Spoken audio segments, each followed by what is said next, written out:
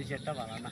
চাচা তুমি এইখানে বসে রইছো, ওই ওরে, পাড়ার কুদ্দুস ওই পাড়ার কুদ্দুস হসকিরায়া নামের পিছে হাজি লাগাইছে, কিন্তু এই কুদ্দুসই বাংলাদেশে থাকতে কত ঘুষ খাইছে, কত সুদ খাইছে, কিন্তু নামের আগে সুদ সুদখোর লাগায় নাই, ঘুষখোর লাগায় নাই, এখন হসকিরায়া আর নামের পিছনে হাজি লাগাইছে। চাচা এটার মানে আমি বুঝতেছি না, আমাকে একটু বোঝাই দাও তো। তুই এটা বুঝছিস নাই?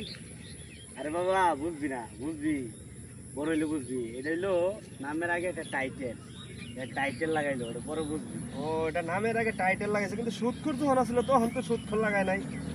হ্যাঁ বড় বলি, এটার নামে টাইটেল, টাকা আছে যে টাকার টাইটেলটা লাগাই দিল এটা। তা আমি সেই সব হাজিদের উদ্দেশ্য করে বলছি, যারা দেশে থাকতে ঘুষ খাইছেন, সুদ খাইছেন, অথচ হজ থেকে আসি নামের পাশে হাজি লাগান। আমি ওইসব হাজিদের সাবধান করছি, সাবধান, নামের পিছনে হাজি লাগানো যাবে না। আগে যে সুদ খাইছেন এই সুদ করতে আগে লাগাইতে হবে। ভাতিজার কথা একমত সবাই।